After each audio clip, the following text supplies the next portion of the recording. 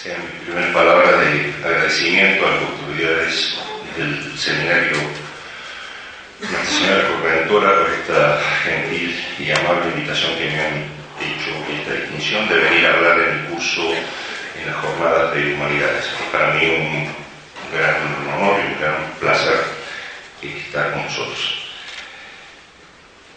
Y sin más, porque el tema nos va a llevar un tiempito, vamos a entrar en la cuestión que nos ocupa hoy, que es reflexionar sobre el origen de la vida. Tema capital, porque de los tres abismos, podríamos decir,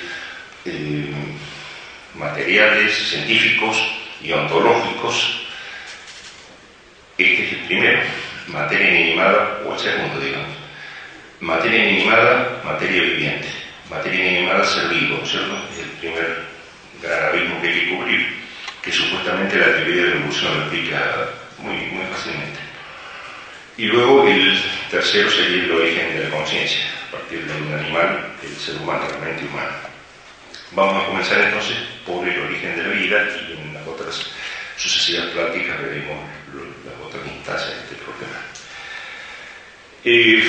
Por supuesto que los medios de comunicación, los científicos, la currícula, los textos, los programas de TV, todo, nos saturan con esta hipótesis de biogénesis espontánea. Y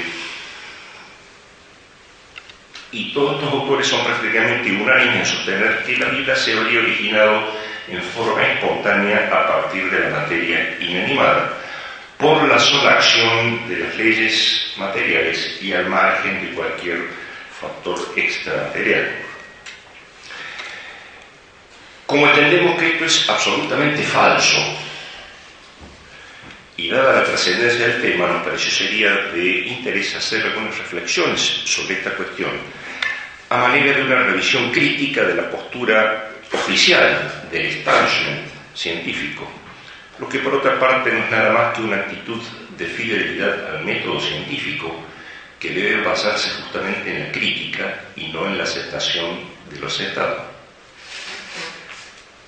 Como todos ustedes saben, recuerdan, desde la más remota antigüedad y hasta hace relativamente poco tiempo, apenas más de un siglo, se aceptaba como una cosa natural que la vida se originaba en forma espontánea a partir de la materia no viviente.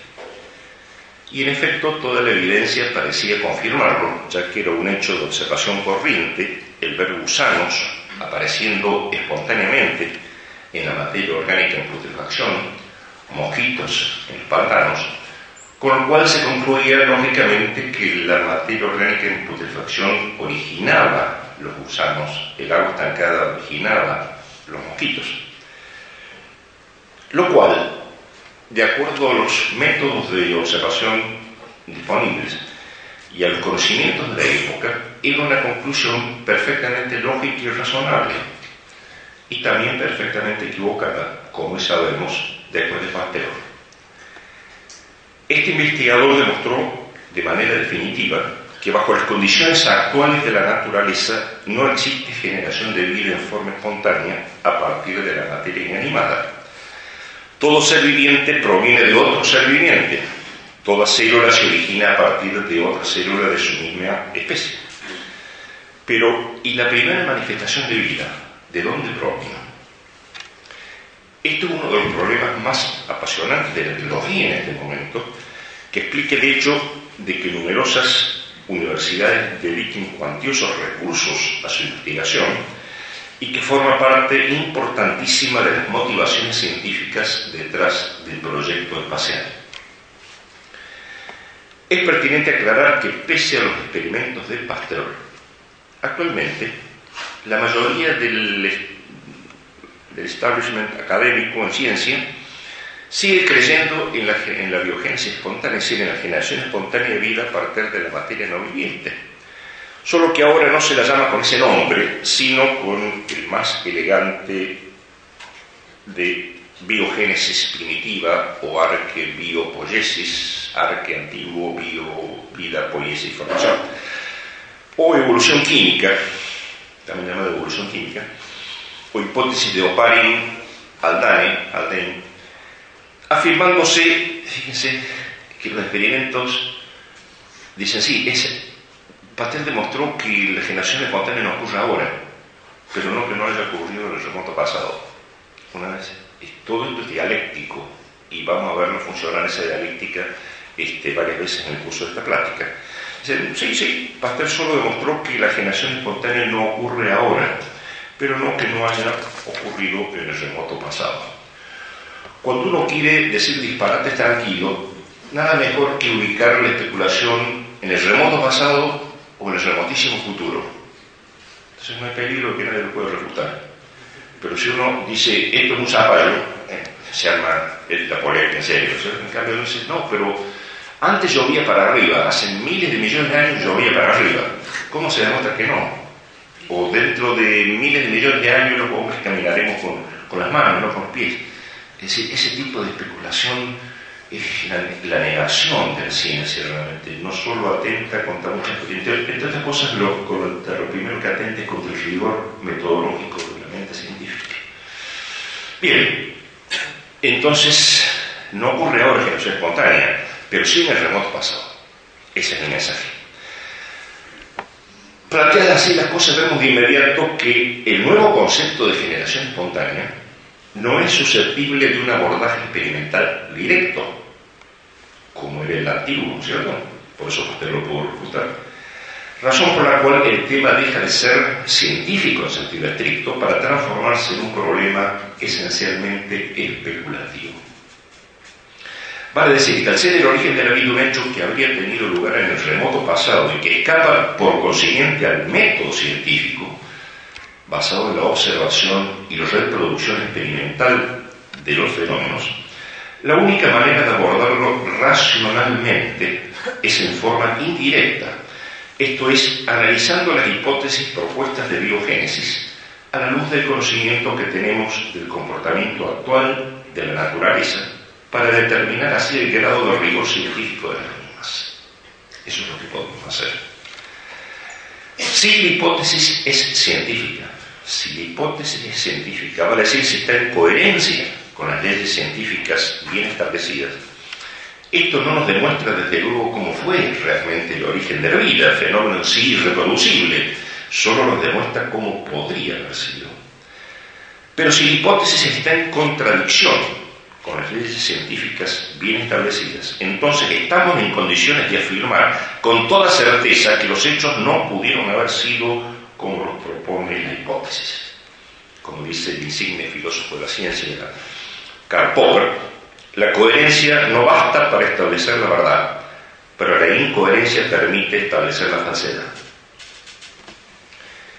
De manera que si bien la ciencia nunca podrá decirnos en forma positiva cómo fue realmente el origen de la vida, por ser esto metodológicamente imposible, no podemos volver con, salvo que tengamos una máquina del tiempo, volvamos para atrás y veamos cómo se originó la vida. No se puede hacer.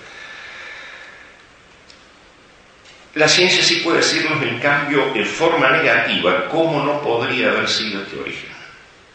Lo cual pertenece a la esencia del método científico, que también es mucho más seguro cuando niega que cuando afirma. Cuando la ciencia niega, generalmente tiene razón. Cuando la ciencia afirma, solo con una formación provisional. El conocimiento científico nunca es perfecto, como el conocimiento empírico es perfectible. Va cambiando, porque siempre las afirmaciones son provisorias. Pero cuando la ciencia dice no, se le puede creer. Es pertinente a esta altura de la exposición que nos pongamos de acuerdo sobre qué entendemos por vida. Como en todas las áreas, lo primero que hay que hacer es definir los conceptos, porque si no nos perdemos en un galimatías espantoso. ¿Qué entendemos por vida? Y lo primero que hay que decir es que no hay una definición de vida universalmente aceptada. Hay una definición de ser vivo. Lo que más se usa es definir las propiedades de un ser vivo. ¿Se acuerdan de la nutrición, respiración, movimiento, todas las propiedades del ser vivo? Bueno, lo que tenga eso es un ser vivo, lo que tenga esas propiedades. Ahora bien, estas propiedades se encuentran en su forma más elemental, aunque completa en sí misma, recién a nivel de la célula. los niveles de organización de la materia, átomo, moléculas simples, moléculas complejas, macromoléculas, estructuras celulares, célula. Recién ahí aparece el fenómeno vital. Para abajo no. En la célula está todo el fenómeno vital. Y ahí para arriba, tejidos, órganos, etc. Insisto, recién a nivel de la célula es donde aparece el fenómeno vital, la vida, digamos. De manera que el origen de la vida equivale en última instancia al problema del origen de una célula. Las hipótesis corrientes sobre el origen de la vida se inscriben en el marco de una concepción evolucionista global del mundo, según la cual toda la realidad cósmica, biológica, humana y cultural sería consecuencia de la progresiva y espontánea complejización de la materia, desde el átomo hasta el hombre, sin solución de continuidad. De acuerdo con esto, las hipótesis de biogénesis espontánea, si bien difieren en matices, son unánimes en sostener que la vida fue producto exclusivo del azar y de las propiedades inherentes a la materia inanimada. Esto es, que la materia no viviente por sí misma se organizó hasta producir la vida. Cualquier referencia a la acción de factores extramateriales durante la biogénesis está excluida. Repito, cualquier referencia a la acción de factores extramateriales durante la biogénesis está excluida sistemáticamente. Recuerden la frase que inicia el libro Cosmos de Carl Sagan, que es el emblema máximo de toda esta corriente de pensamiento. El universo es todo cuanto existe, ha existido y existirá. Ese es el dogma básico. El universo es todo lo que existe. Olvídense de cualquier otra cosa afuera. Esas son supersticiones del pasado. Esto es fundamental. O sea, la materia es todo lo que existe. Esta organización de la materia, desde simples átomos y moléculas hasta una célula, se habría realizado por etapas de complejidad creciente en el curso de millones de años, por la sola acción de las leyes físico-químicas, al margen, repito, de cualquier factor extramaterial. Parece que agregar millones de años hiciera más fácil el problema. Este es un sofisma grande como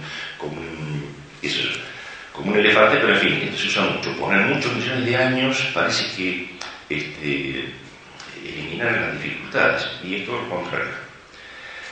En una primera etapa se habrían producido las moléculas orgánicas sencillas, aminoácidos, que son componentes de la proteína, ¿no es cierto?, bases nitrogenadas, azúcares, que forman parte de las grandes moléculas características de los seres vivos. Esta primera etapa se habría desarrollado en la atmósfera.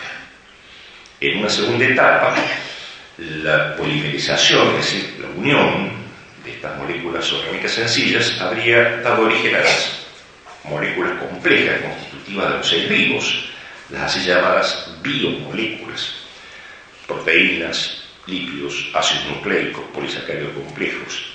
Esta segunda etapa se habría desarrollado en el mar, en el océano primitivo.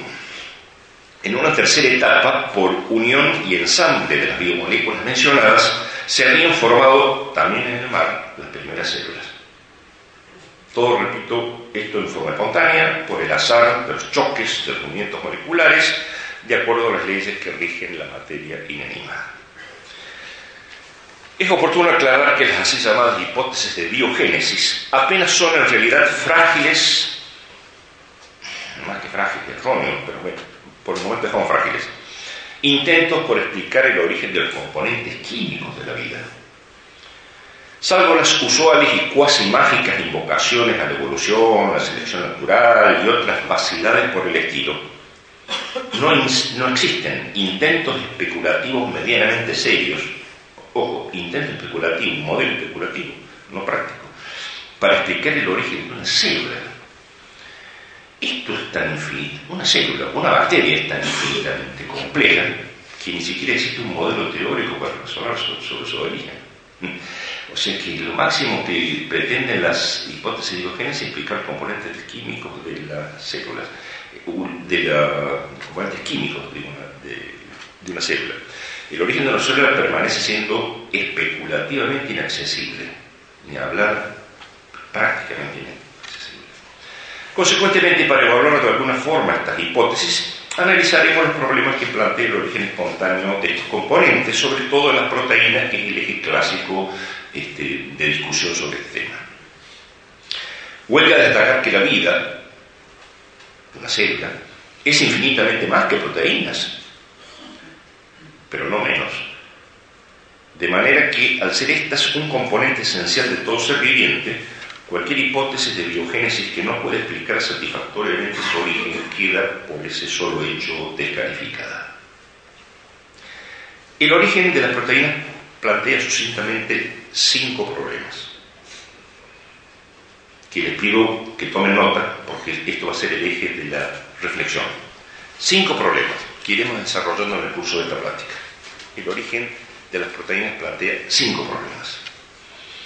Y el primero de ellos es la provisión de la materia prima de las proteínas, es decir, los aminoácidos, que son las pequeñas moléculas cuya unión en cadenas de cientos o miles produce una proteína, ¿no es cierto? Que, como habíamos dicho, se habrían formado durante la primera etapa de la biogénesis en el seno de la famosa atmósfera primitiva. Subrayamos atmósfera primitiva porque vamos a volver sobre esto. Es importante destacar que, de acuerdo a esta línea de pensamiento, que es la oficial, esta atmósfera primitiva habría sido completamente diferente de la actual, ya que no habría tenido nada de oxígeno y sí mucho hidrógeno, metano, amoníaco y algunas otras cosas. Es decir, que habría sido una atmósfera fuertemente reductora con hidrógeno. La atmósfera actual tiene 21% de oxígeno, ¿verdad? 78% de nitrógeno y un poquito de dióxido de carbono. La atmósfera primitiva, nos dicen estos superexpertos, no tenía nada que ver con esto. No había ni una molécula de oxígeno. Y era puro hidrógeno, metano, amoníaco, agua, toda esta cuestión. ¿Y por qué razón se postula una atmósfera completamente distinta de la que conocemos? Porque esto va en contra de un principio metodológico, no esencialista, no ontológico, metodológico. El presente explica el pasado. Es decir, tenemos que asumir que la atmósfera ha sido siempre igual, a menos que haya razones para sostener otras cosas. Insisto, ¿por qué razón se postula una atmósfera completamente distinta de la que hoy conocemos? ¿Es que hay algún fundamento empírico que avale esta explicación? En absoluto no. La razón por la cual se postula esta supuesta atmósfera primitiva es exclusivamente de orden teórico, ya que en una atmósfera como la actual, fuertemente oxidante, jamás podrían haberse formado sustancias como los aminoácidos, por ejemplo, que solo pueden sintetizarse en ausencia de oxígeno. Si hay oxígeno, imposible, porque la molécula constitutiva del carbono, por ejemplo, se une, tiene una gran afinidad por el oxígeno y forma dióxido de carbono. El hidrógeno se une con el oxígeno y forma agua. El nitrógeno se une con el oxígeno y forma óxido nítrico. De manera que es necesario que no haya absolutamente nada de oxígeno para que estas reacciones sean conceptualmente o teóricamente imaginables. De manera que los científicos que aceptan la biogénesis espontánea se ven obligados, por razones teóricas, a postular una atmósfera primitiva sin oxígeno y también con abundante hidrógeno, metano y amoníaco. Curiosamente, a partir de la década del 80, fines del 70 y del 80, los geoquímicos y geofísicos, que son los autorizados, digamos, para hablar sobre estos temas, dieron por cerrada la discusión sobre la atmósfera primitiva, diciendo que no hay elementos científicos para sostener ninguna atmósfera primitiva. Después les puedo dar la bibliografía, la referencia bibliográfica, porque no quiero detenerme ahora en esto para seguir con la conferencia, pero acá tengo. El doctor Philip Abelson, que es una de las principales autoridades en esto, dice: ¿cuál es la evidencia científica para una atmósfera primitiva compuesta por metano y amoníaco? La respuesta es que no hay ninguna evidencia a favor ni mucha en contra. Este está en los Proceedings de la National Academy of Science, o sea, que una publicación del primer nivel del establishment. Ken Stauf, del Instituto Smithsoniano, Dice, la Tierra primitiva tenía muy probablemente una atmósfera que contenía oxígeno libre. Bueno, después Marcel Frorkin, canadiense, dice, el concepto de una atmósfera primitiva reductora, es decir, sin oxígeno, ha sido abandonado y ya no se considera geológicamente adecuada. Bueno, insisto, al que le interese después las referencias se le doy en detalle, no quiero detenerme ahora, pero créanme que no existe ninguna evidencia científica de esta atmósfera primitiva, es puro invento.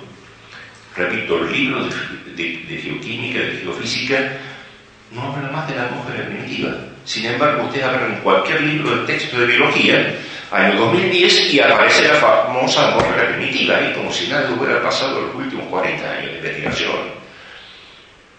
El que escribe un libro de biología y habla de la atmósfera primitiva, o es un inepto que no ha estudiado el tema, en cuyo caso no debía escribir, o está mintiendo descaradamente para sostener la hipótesis de biogénesis espontánea.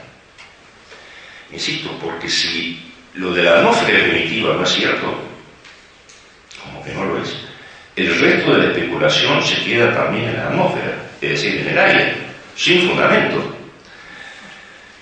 Es decir, que la conferencia podría terminar acá, pero para no defraudar a los asistentes y aburrirlos un poquito más, como vamos a hacer varias veces en el curso de esta práctica, vamos a aceptar esto para poder seguir con la especulación y ver hasta qué punto es el grado de insensatez que nos están proponiendo.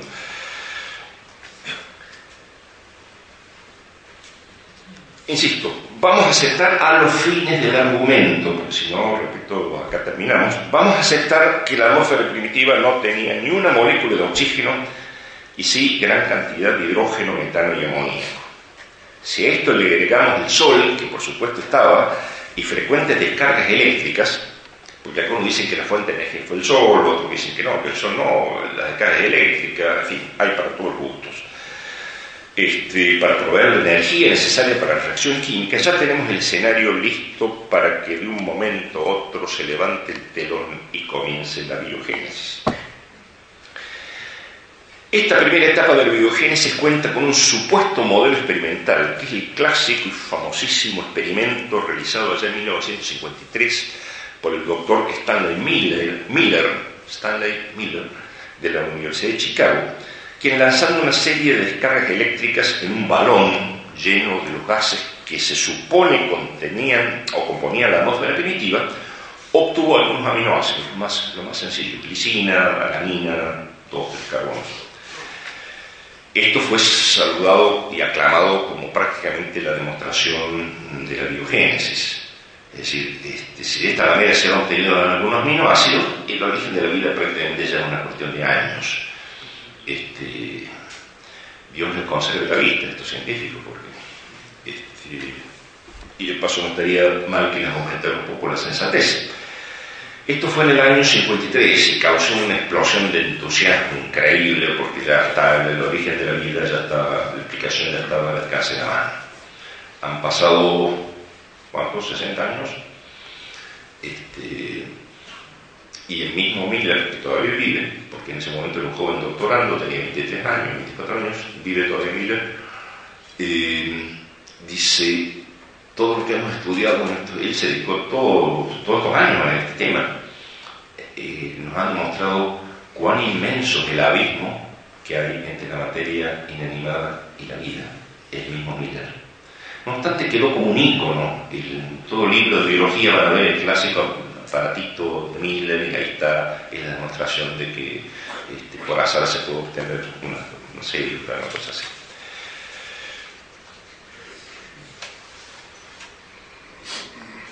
Hay varias cosas que se pueden decir de este experimento, porque hay gente que ha querido reproducir el experimento y no ha podido, hay serias complicaciones de orden teórico, técnico más bien. La concentración a medida que va avanzando la reacción, la concentración de hidrógeno va aumentando, o sea que esto nos va desfigurando el panorama, y hay que retirar ese hidrógeno, en fin, hay muchos aspectos técnicamente cuestionables. Pero hay un punto interesante, que es que en este experimento los aminoácidos formados deben ser retirados inmediatamente del sistema para evitar su destrucción por la misma fuente de energía que lo generó. El experimento de Miller tiene una curva abajo en U, donde se colectan los aminoácidos y quedan aislados de la fuente de descargas eléctricas. Si no, la misma fuente de energía que los ha generado los destruye. ¿Por qué? Porque esos aminoácidos formados están muy cerca de la molécula sencilla de metano, de amoníaco, pero son un poco más complejas. Y al ser más complejas son más frágiles. Por consiguiente, una nueva descarga de energía lo que va a hacer es destruirlas.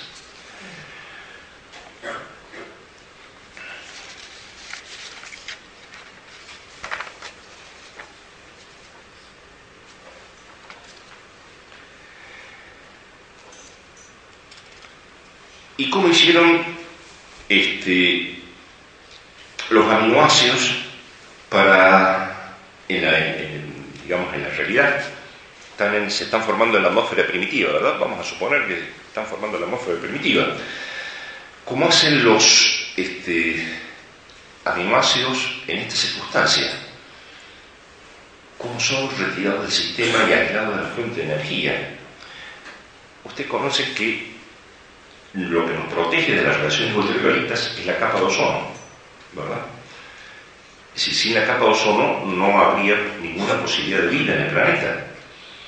La capa de ozono nos protege de las radiaciones ultravioletas del sol no filtradas, que son peligrosísimas para toda forma de vida. De hecho, esterilizamos el instrumental quirúrgico con rayos ultravioletas. ¿Cómo hicieron los aminoácidos? ¿Cómo habrían hecho? Bueno, la capa de ozono los habría protegido. Pero acá hay un problema, porque los teóricos de la biogénesis nos demostraron y nos aseguraron que la atmósfera primitiva no tenía oxígeno. Y entonces, si no tenía oxígeno, ¿de dónde se forma el ozono? Que se forma a partir del oxígeno. El ozono, recuerden, el oxígeno es oxígeno 2, ¿verdad? La molécula de oxígeno. El ozono es oxígeno 3. Es decir, es el mismo elemento, nada más que un átomo más en la molécula. Si no hay oxígeno, no hay ozono. Pero nos aseguraron y nosotros aceptamos al fin del argumento que no hay oxígeno. Si no hay oxígeno, no hay ozono. Entonces, ¿qué pasa con los aminoácidos que se hubieran formado en la atmósfera primitiva o lo que fuera? Serían aniquilados en el acto.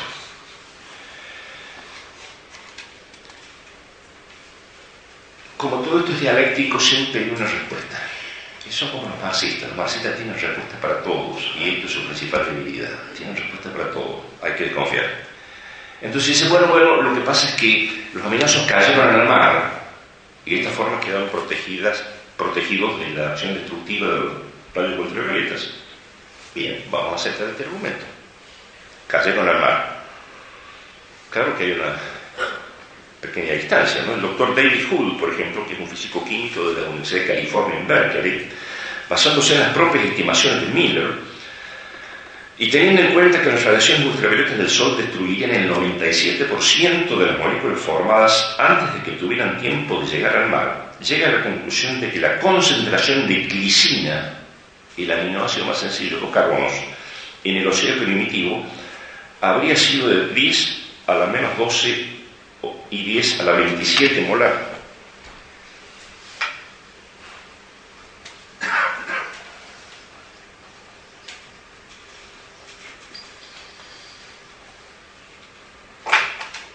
Este número es tan infinitamente pequeño que una concentración así no es químicamente detectable.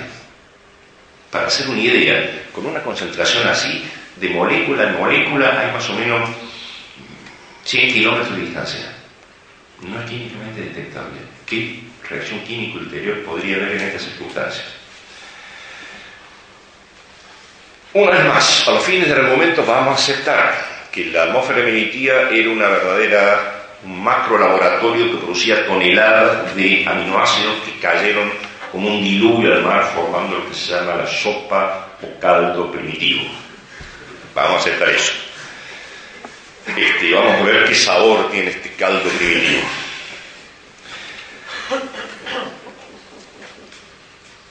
Aquí aparece el segundo problema. El segundo gran problema para la síntesis de las proteínas, que lo plantea justamente la presencia de esa sustancia maravillosa, única, exclusiva de nuestro planeta, que forma la mayor parte de la composición química de los seres vivos y que algunos tienen la insólita costumbre de beber. Me estoy refiriendo, claro está, al agua. Sin ella no hay biogénesis, pero con ella tampoco. ¿Cómo es esto? El problema consiste en que cuando los aminoácidos se unen para formar una proteína, lo hacen liberando moléculas de agua, una por cada enlace peptídico. Es decir, para hacer el esquema, abrevio aminoácido de esta forma, se une a otro aminoácido y en el momento de la unión se libera una molécula de agua. ¿Sí? ¿Me escuchan de atrás? Sí. Bien. Se une otro aminoácido, se libera. Cada vez que se ensambla un aminoácido, libera una molécula de agua. Bien. Si estas moléculas de agua no son retiradas, ¿qué es lo que ocurre en el organismo cuando en la célula, cuando se sintetiza una proteína? Por la ley de acción de masas, que es como una especie de balanza romana, digamos, esto se invierte. El vector se invierte y la molécula de agua, lógicamente, vuelve a entrar y rompe el enlace y destruye el péptido o proteína que se está formando. Así de fácil, así de química elemental sencilla es esto. No hace falta ser un genio en química para saber estas cosas. ¿Me expliqué? Es decir, se acumula agua. Si el agua no es retirada por la ley de acción de masas, vuelve a introducirse, rompe el enlace y no se nos forma la proteína. No se forma la proteína de ninguna manera, y esto, insisto, ningún químico puede cuestionar esto. Absolutamente ningún químico puede cuestionar esto. En otras palabras, la unión de aminoácidos para formar proteínas no puede llevarse a cabo si hay exceso de agua. Y esto no es opinable. Pero recordemos que según estas hipótesis de evolución química, esta reacción se está llevando a cabo en el océano primitivo. Y está claro, por lo que acabamos de ver, que dicho océano es absolutamente el último lugar donde sería posible la unión de los aminoácidos para formar proteínas, por el tema del agua. Esta reacción, insisto, es químicamente imposible. ¿Y por qué se propone este desatino? Porque esto no solo parece un desatino, sino que efectivamente lo es. Y que no hay otra salida.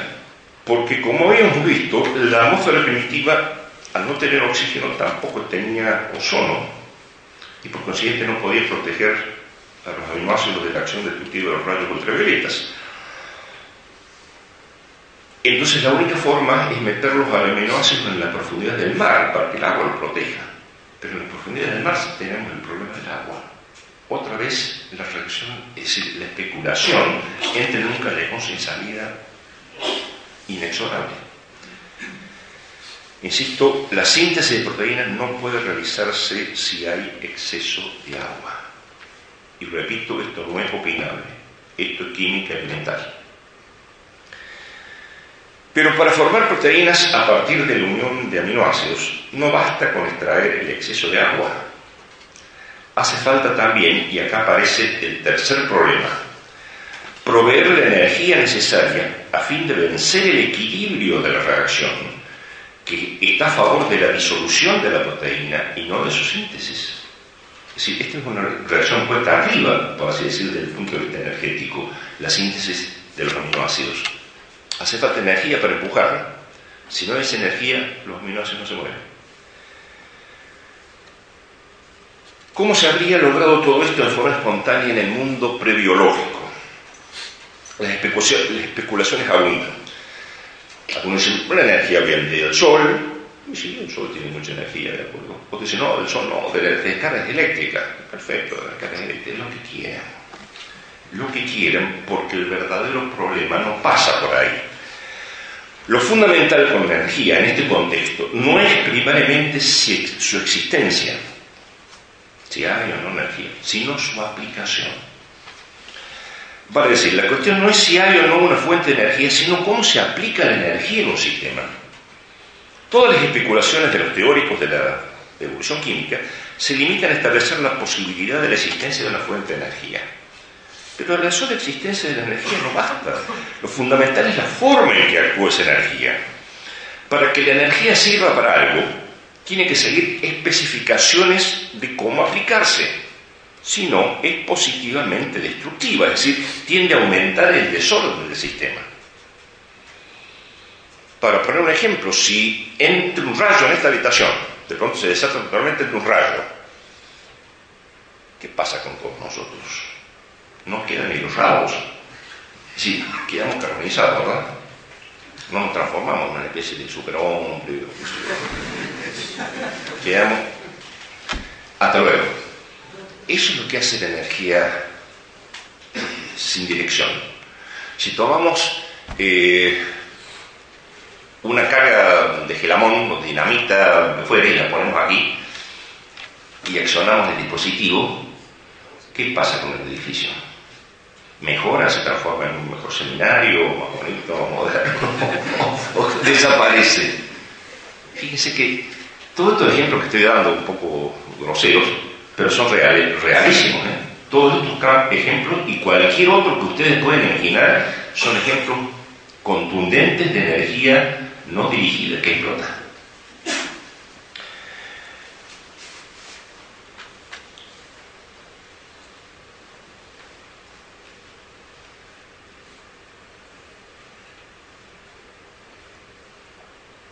Pero además, como la formación de una proteína es una reacción que comprende muchas etapas, hay que unir cientos o miles de aminoácidos en una molécula. Es imprescindible que el influjo de energía sea dirigido en un sentido específico, de otra forma es imposible. Si ustedes quieren construir una pared, tienen que apilar los ladrillos uno sobre otro en un sitio, ¿no es cierto? Eso supone un gasto de energía. Pero si uno coloca un ladrillo acá, dos por allá, tres allá, dos acá, aún con el mismo gasto de energía, uno no obtiene la pared. Con la energía física, con las moléculas pasa exactamente lo mismo. El influjo de energía tiene que unir las moléculas en una estructura y no desperdigarlas al azar. ¿Cómo hizo eso? ¿Cómo adquirió dirección la energía? La energía físico-química, es decir, no biológica, no es direccionalizada. Por eso que es destructiva. Todo el caso que ustedes quieran plantear es destructiva.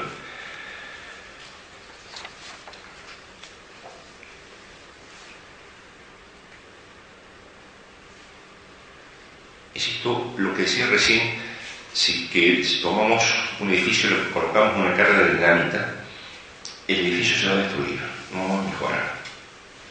Uno dice, bueno, pero acá no estamos hablando de la mejoría, sino del origen. Bueno, pongamos ladrillo, cemento, todos los elementos que constituyen un edificio y repitamos el experimento, a ver si aparece un edificio.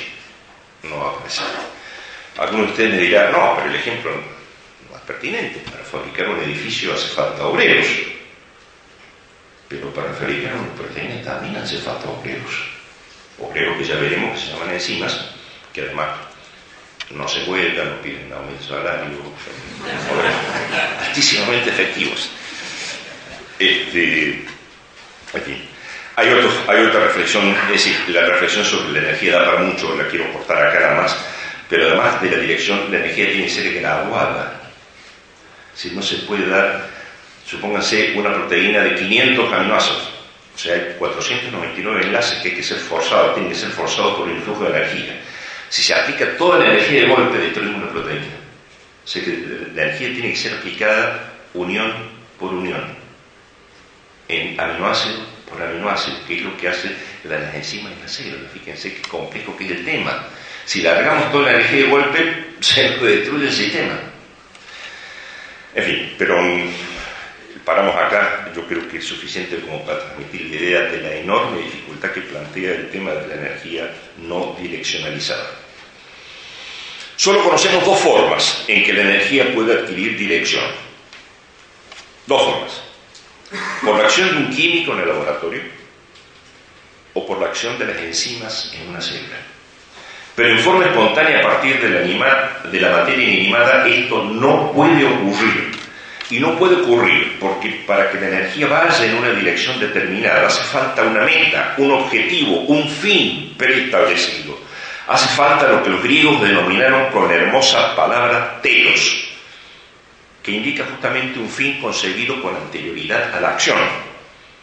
Este telos está presente en la mente del químico que realiza la síntesis y también en la información que aportan las enzimas de la célula, pero no está presente en la materia inanimada. En otras palabras, para sintetizar una proteína hace falta una energía direccionalizada, o si ustedes prefieren, una energía teleonómica. Es decir, que sepa a dónde tiene que ir, que tenga un objetivo y que sepa cómo llegar a ese objetivo. Y la energía físico-química no es teleonómica. Sabemos con toda certeza que no lo es. Para que lo fuera, tendríamos que postular que tiene inteligencia, única forma de concebir un telos. Y postular esto está en contra de los supuestos más básicos de la física y de la química. Vuelvo a la pregunta clave. ¿Cómo se las arregló entonces la energía para adquirir dirección durante la biogénesis y poder sintetizar proteínas? La respuesta, naturalmente, es que esto jamás ocurrió. Me refiero a que no ocurrió en forma espontánea. No al menos si las leyes físico-químicas eran las mismas ahora que allá, en el origen. Y así llegamos al cuarto problema, que ya Pasteur había señalado como el enigma más profundo de la constitución o de la composición química de los seres vivos, y que es el de la actividad óptica. O sea, la capacidad que tienen ciertas sustancias, como las proteínas, de desviar la luz polarizada. Luz polarizada es la que vibra en un solo plano del espacio. La luz normal vibra en 360 grados. Cuando pasa a través de un prisma especial que se llama prisma de Nicholl, comienza a vibrar en un solo plano del espacio. Eso se llama luz polarizada. Enfrentada con ciertas sustancias, como las proteínas en solución, esta luz polarizada desvía a la derecha, o desvía a la izquierda, o no desvía. ¿A qué se debe esta actividad óptica, esta capacidad de ciertas sustancias, sobre todo sustancias, casi todas las sustancias biológicas, desvían la luz? De desviar la luz. Los que desvían a la derecha se llaman destrógiras, D. Las que desvían a la izquierda se llaman levógiras, L. Las que no desvían se llaman racémicas, o LD. Se debe a la configuración espacial de la molécula. La misma molécula tiene dos formas en el espacio. Voy a hacer un ejemplo que no es del todo exacto, pero para los fines nos va a servir.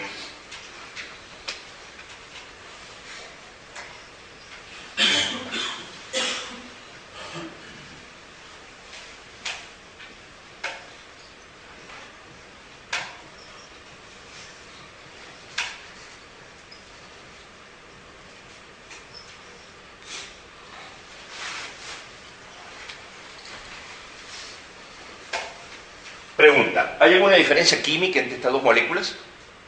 Química. Contemos los carbonos, contemos los hidrógenos, contemos los oxígenos. ¿Hay alguna diferencia química? Contemos las funciones, un metilo, un carboxilo, un oxidilo, un hidrógeno. ¿Hay alguna diferencia química? No. No hay ninguna diferencia química. Pero acá, este grupo oxidilo está mirando para allá, y acá... bueno, lo hice al revés, sería así. Y acá está mirando para este lado. Es la misma molécula, pero en una configuración espacial distinta. No es exactamente así, pero vale como ejemplo. Esto se llama estereoisomería, o isomería óptica. Es una de las formas de estereoisomería. Esta propiedad depende de la simetría. Esas dos moléculas son asimétricas. Son como los guantes de la mano derecha e izquierda. Son iguales, pero no son superponibles. Son como estas manos. Son iguales, pero no son superponibles. Son imágenes de espejo o complementarias. Esta propiedad depende de que la misma molécula puede tener dos configuraciones espaciales, estereoisómeros o enantiomorfos, que aun cuando son exactamente iguales desde el punto de vista químico, son sin embargo distintos, completamente distintos en cuanto a su actividad óptica y a sus propiedades biológicas. Todas las proteínas que forman parte de los seres vivos son ópticamente activas. Todas. Y todas son L. ¿Por qué? No sabemos. Es un hecho. No todo tiene explicación. O por lo menos tampoco hay que desesperarse por no lo tenga. Todas las proteínas son L. Nadie sabe por qué. No existe ningún ser viviente constituido por proteínas racémicas. ¿Cuándo es racémico? Cuando se mezclan las dos formas. Cuando se mezcla la forma L en cantidades porcentuales, L y D se anulan, el giro a la derecha y el giro a la izquierda se anulan, y entonces da la forma racémica. Ahora bien, por su misma naturaleza, las reacciones químicas del mundo inanimado no pueden producir jamás en forma espontánea un compuesto formado exclusivamente por moléculas de un mismo tipo óptico, ya sea L o D. Esto es imposible. Y es imposible porque una reacción química enfrenta al azar enormes cantidades de átomos y moléculas que no tienen poder de decisión individual y que solo obedecen al sentido termodinámico de la reacción y a la ley probabilística de los grandes números. Podemos predecir con todo rigor el resultado final de una reacción, porque sabemos que millones de moléculas de una sustancia se unirán con millones de moléculas de otra. Pero ¿qué molécula se une con qué otra? Eso está librado totalmente al azar. Y al estar librado al azar, conducirá indefectiblemente al logro de una igualdad porcentual en la distribución de las mismas. En las reacciones químicas de la materia inanimada, no hay problema, porque, por ejemplo, cloro sodio, ¿no es cierto? Saco común. Todas las moléculas de cloro son iguales entre sí. Y todos los átomos, digamos en este caso, bueno, se consideran moléculas. Y todos los átomos moléculas de sodio son iguales entre sí. Y el producto final, las moléculas de cloro de sodio, son todas iguales entre sí. ¿Sí? Pero acá, estas dos moléculas no son iguales entre sí. Aunque lo son químicamente, no lo son desde el punto de vista de su estructura en el espacio.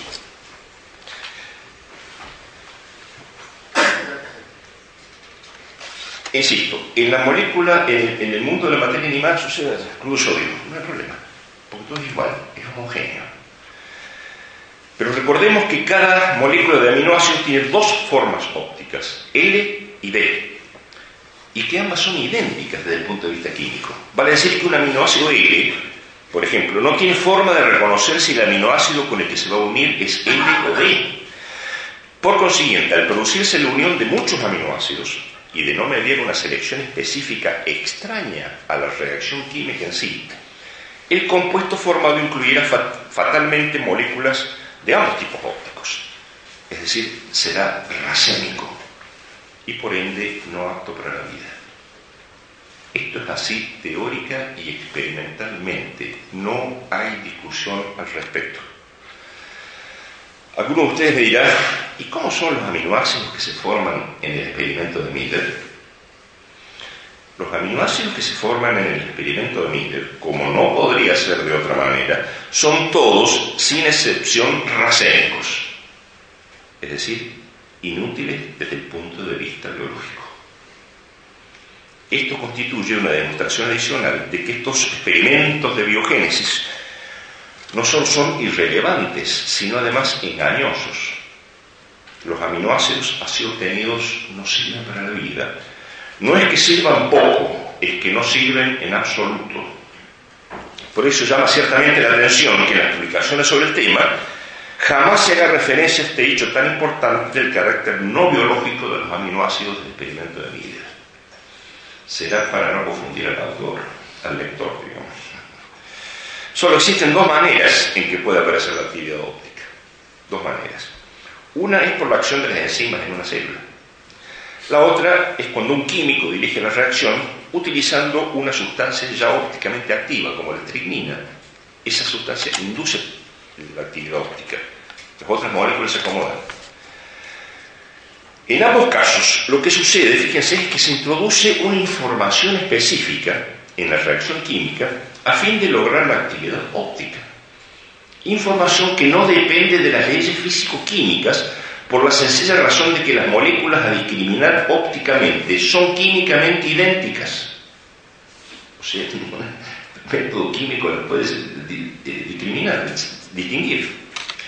Es por ello que no hay manera de obtener compuestos ópticamente activos por la sola acción de las leyes físico-químicas. Para ello es imprescindible una información que es de otra naturaleza, no es química, y que debe existir previa a la aparición de la simetría óptica.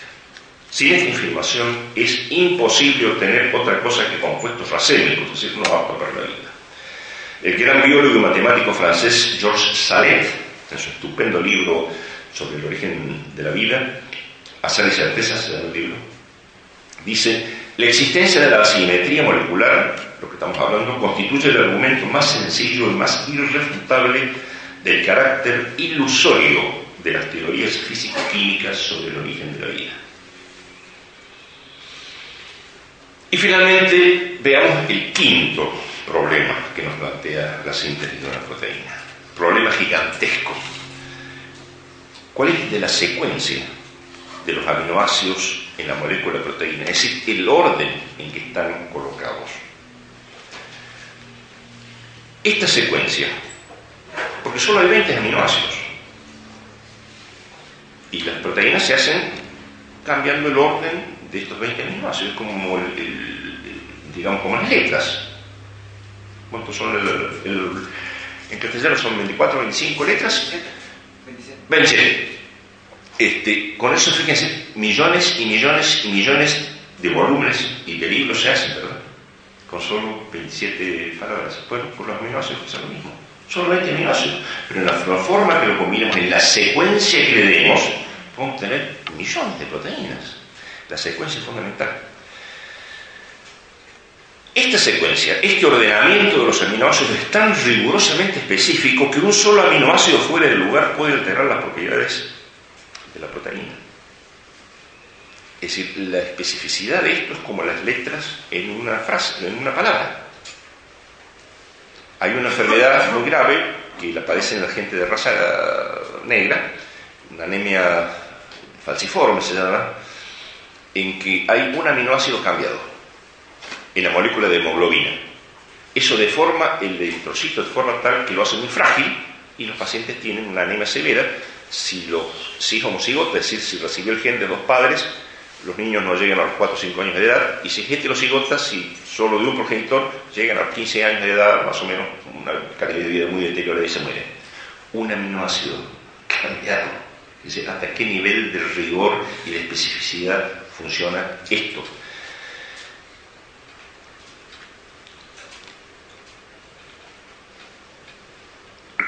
Para dar un ejemplo, una vez más, no vamos a hacer con 20, vamos a hacer con poquitos nomás. Apenas 3 elementos. Supongamos que estos son aminoácidos. Adiós, ¿no es cierto? Escribimos adiós y transmitimos una información. Pero con las mismas letras, sin cambiar la letra, sino cambiando el orden, yo puedo escribir esto.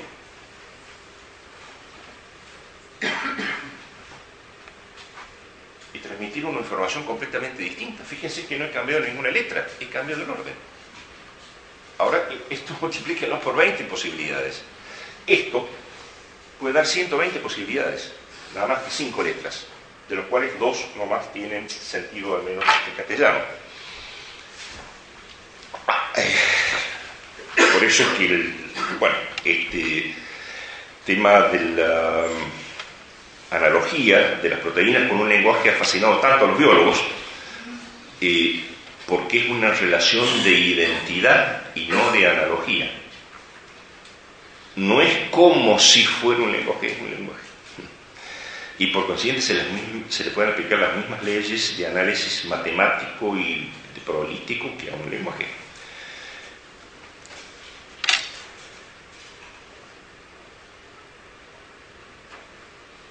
Insisto, tema de la secuencia. Desde el punto de vista de las leyes físico-químicas que dependen del azar, todas las secuencias químicamente posibles, o sea, todas, tienen exactamente la misma probabilidad de formarse, de lo cual se desprende que a menos que exista también una información específica que determine qué secuencia debe formarse, todas las secuencias posibles son igualmente probables. La génesis de esta secuencia específica plantea problemas teóricos formidables. Pues recordemos que para una proteína sencilla, de error de 340 aminoácidos, como la albúmina humana más o menos, una proteína término medio, existen aproximadamente 10 a la 300, sí, por una proteína término medio, existen 10 a la 300 posibles moléculas de proteínas que se pueden formar cambiando simplemente el orden de los aminoácidos. Si se formara solo una molécula de cada una de estas 10 a la 300, obtendríamos una masa de proteínas que pesaría alrededor de 10 a la 280 gramos. Cifra esta que no tiene ningún sentido para los que no sabemos matemáticas, pero que comienza a tener algún sentido cuando recordamos que el peso de la Tierra es de apenas 10 a la 28 gramos. Vale decir que la Tierra entera, ¿qué digo con la Tierra? Todo el universo conocido no alcanzaría a contener la cantidad de moléculas de proteínas que se podrían formar por alteración de los aminoácidos de una proteína de apenas 340 aminoácidos. Si actúa solo el azar.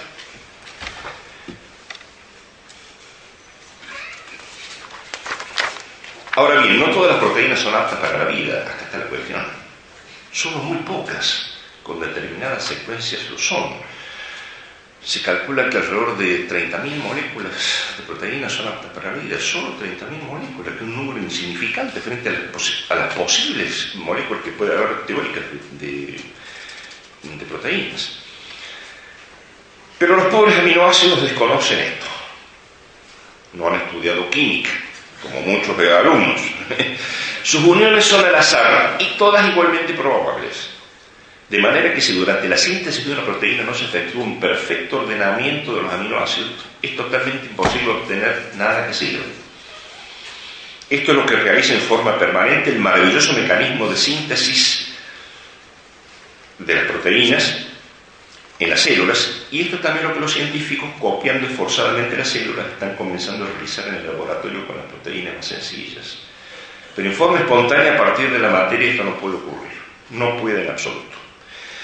Incluso aceptando los fines del argumento, que gracias a una inconcebible cantidad de tentativas se formara al azar una proteína con la secuencia apropiada para la vida, como en esas tentativas se habrían formado también una buena parte de las otras secuencias posibles, 10 a la 300, la proteína apta para la vida se vería entonces inmersa en una masa astronómica de proteínas con secuencias no apropiadas, quedando así bloqueada e inutilizada para la biogénesis. Callejón sin salida otra vez. El azar no puede formar una secuencia específica por la sencilla razón de que puede formar todas. Es por estas 5 razones que hemos visto: ausencia de materia prima, presencia de agua, ausencia de energía teleonómica, asimetría molecular y el problema de la secuencia. Es por estas razones, digo, que el origen espontáneo de una proteína, aún la más sencilla, está más allá de toda posibilidad. ¿Y cómo se habrían originado entonces las proteínas? Estamos acá al principio de la conferencia. Si bien no podemos decir cómo fue que se originaron las primeras proteínas, sí podemos decir cómo se originan en la actualidad e inferir a partir de ello cómo podría haber sido durante la biogénesis. Como ustedes saben, en la actualidad esto es sumamente fácil. Para eso están las células que las producen a una velocidad vertiginosa. Jamás sucede en toda nuestra experiencia científica que las proteínas aparezcan solas, sin células que las produzcan. Si en el curso de esta exposición hemos analizado los problemas que plantean la aparición espontánea de las proteínas, ello solo ha sido para fastidiarlos a ustedes y a los fines del argumento, es decir, para que vean el grado de insensatez de toda esta divagación, porque esto no se puede llamar una especulación, esto es un disparate. Pero ahora que ha llegado el momento de hablar en serio y dejarse de fantasías, la primera y fundamental premisa que nos brinda el conocimiento científico de la naturaleza es que lo que acabo de expresar, no pueden existir proteínas sin células que las produzcan. Tampoco pueden existir células sin proteínas. Acá estamos en un problema de causalidad recíproca, del cual no se puede salir. Pero ¿acaso me preguntarán ustedes, no pueden sintetizarse proteínas en el laboratorio sin células? Desde luego que sí. Pero en una síntesis de laboratorio siempre se utilizan enzimas extraídas de células o copiadas previamente de las enzimas de la célula. De manera que directa o directamente siempre necesitamos células para fabricar proteínas.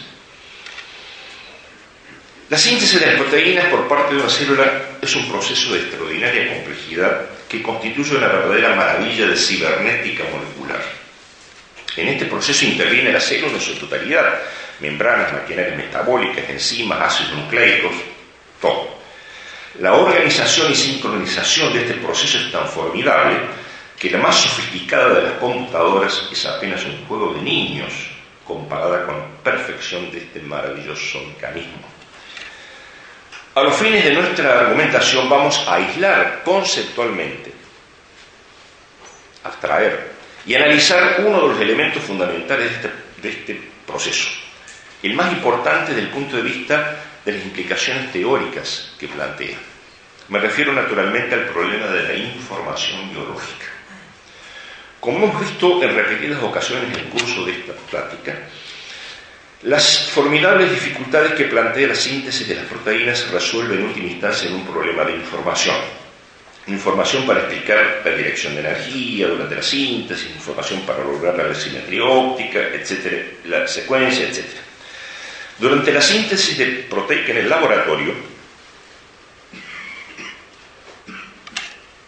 esta información la provee la inteligencia del científico que dirige la reacción. En el caso de una célula, esta información está contenida a nivel de las moléculas del ácido desoxirribonucleico, o sea, del ADN, localizadas en el núcleo de la célula, es decir, a nivel de los genes.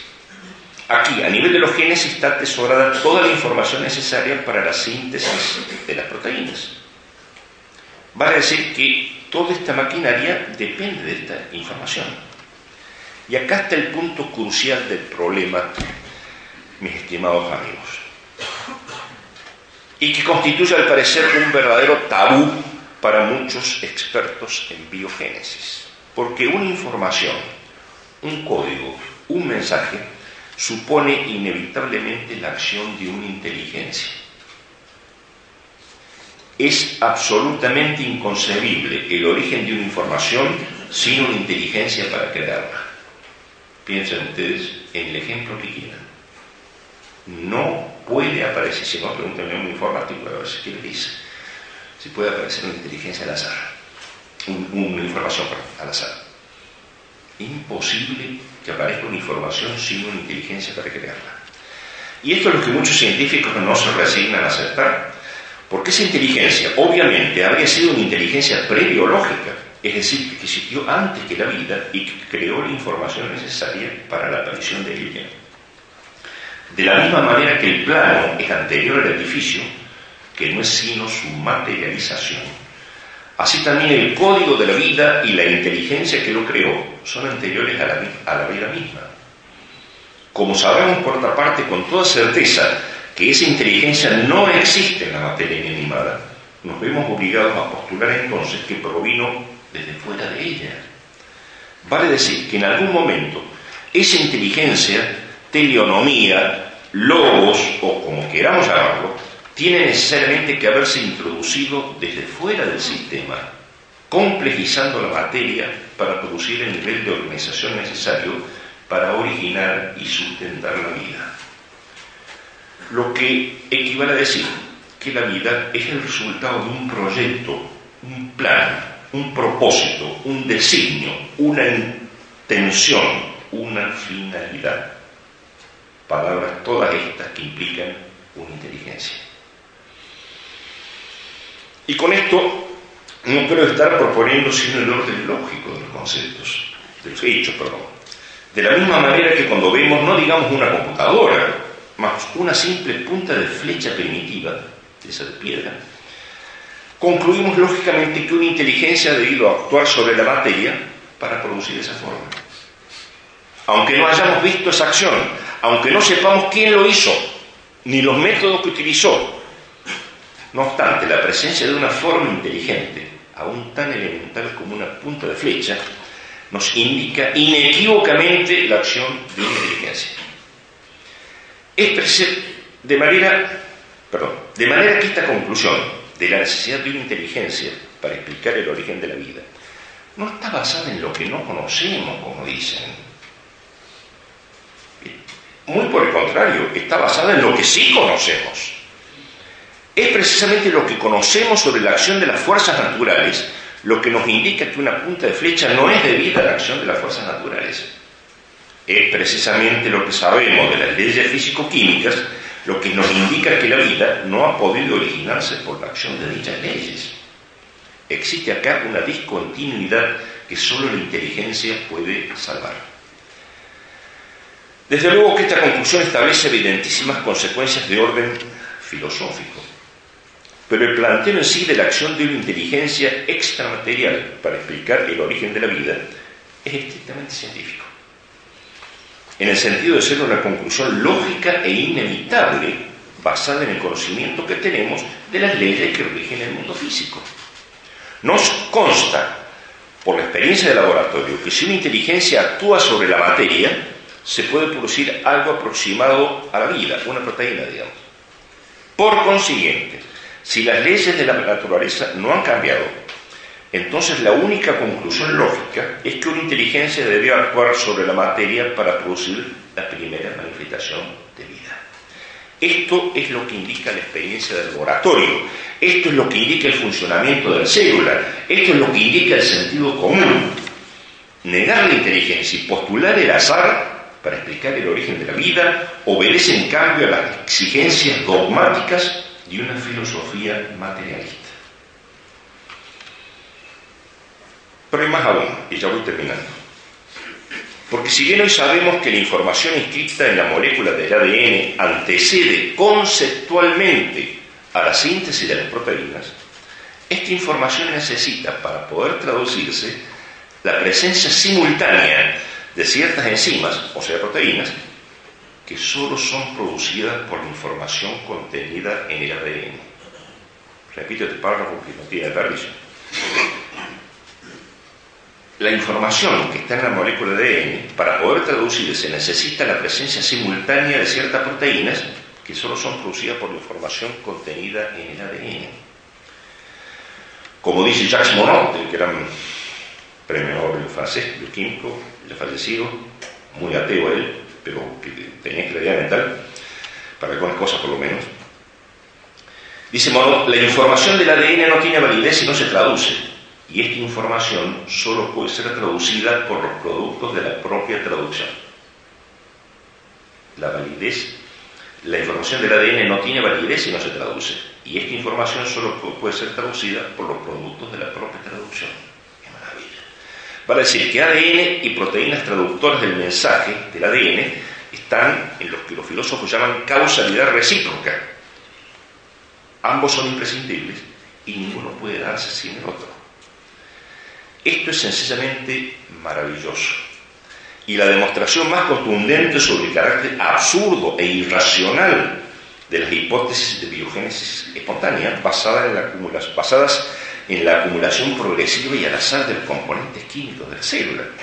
Porque quiere decir entonces que el cierre de este círculo, ADN y proteínas traductoras, solo puede haber sido simultáneo. Pero hablar de ADN y proteínas traductoras en causalidad recíproca es, como dije antes, una abstracción. Formidable en cuanto a sus implicaciones teóricas, pero abstracción al fin. Porque como hemos visto, el ADN y las proteínas traductoras no pueden tampoco existir, ni mucho menos actuar aisladamente en la sopa prebiótica o caldo primitivo, por ejemplo. Para poder hacerlo necesitan una serie de complejísimas cadenas enzimáticas ordenadas en el tiempo y en el espacio y de una complicada maquinaria metabólica que provee la energía teleonómica necesaria para efectuar dichas reacciones, y esta maquinaria exige además un sofisticado y delicadísimo sistema de membranas para separar compartimientos, no se nos mezclen los reactivos, y proveer superficies de reacción.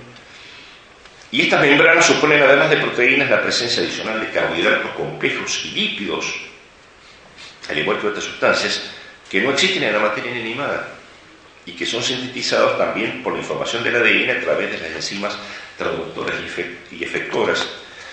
Y finalmente es imprescindible que todo lo anterior esté delimitado por una membrana y perfectamente coordinado para que funcione como un todo.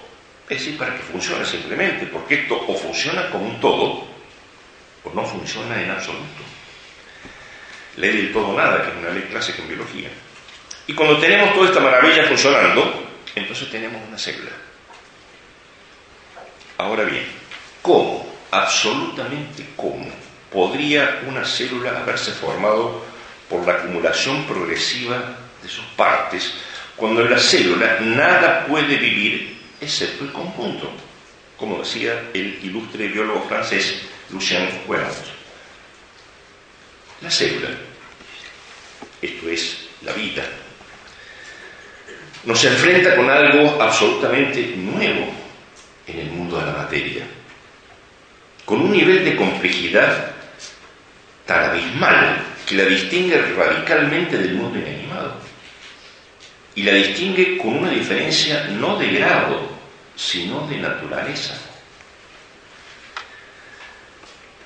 Lo que el gran biólogo y filósofo austríaco Ludwig von Bertalanffy, el creador de la teoría general de sistemas, llamó el mundo de la complejidad organizada, que es otro mundo diferente de la materia inanimada. Es inútil tratar de establecer puentes, no hay puentes posibles, son dos mundos diferentes. Este mundo de la complejidad organizada solo se puede abordar precisamente a través del estudio de los sistemas que lo componen, de sus interacciones dinámicas, de su estructuración jerárquica, de su causalidad multívoca y no unívoca, recíproca y no lineal. Ahora bien, todos y cada uno de los sistemas que componen una célula son lo que el bioquímico americano Michael Behe ha llamado irreductiblemente complejos, es decir, sistemas formados por numerosas partes interrelacionadas y complementarias, ninguna de las cuales puede faltar, pues de otra manera el sistema no funciona. Si uno saca un pedacito, no es que haya un pedacito menos de función, sino que desaparece toda la función. Y estos sistemas no se pueden formar progresivamente por la muy sencilla razón de que no puede haber ninguna función hasta que todas las partes estén en su sitio. Es como un motor. En otras palabras, todas las piezas del sistema tienen que existir o aparecer simultáneamente, y si no, no sirven para nada. Por eso, repito el aforismo de Lucien Huellant: en la célula nada vive excepto el conjunto. Todo lo cual nos lleva a una segunda conclusión y final, a saber, que la célula tiene necesariamente que haber aparecido de repente, completa, perfecta, funcionando, viviente. No alcanzamos a ver otra alternativa. En síntesis, el origen de la vida es un misterio absoluto desde el punto de vista científico, un enigma impenetrable, frontera última del conocimiento, infranqueable, inabordable, inalcanzable. Lo único que científicamente podemos decir, y con certeza y rigor metodológico, es que este origen tiene que haberse dado como un todo desde el principio, y que detrás de ese origen tiene necesariamente que haber existido una inteligencia de orden extramaterial. Aquellos a quienes un prejuicio materialista impide considerar esta posibilidad, no les queda otra opción que seguir aferrándose a la hipótesis de evolución química. Aquellos, en cambio, que estén libres de este prejuicio podrán analizar objetivamente las dos alternativas y optar por la que tenga mejores títulos racionales. Con esto terminamos esta reflexión sobre esta otra vida. Espero no haberlos cansado demasiado, es bastante denso el tema. y quedo a disposición de ustedes para las preguntas que quieran realizar y que yo pueda responder. Muchas gracias.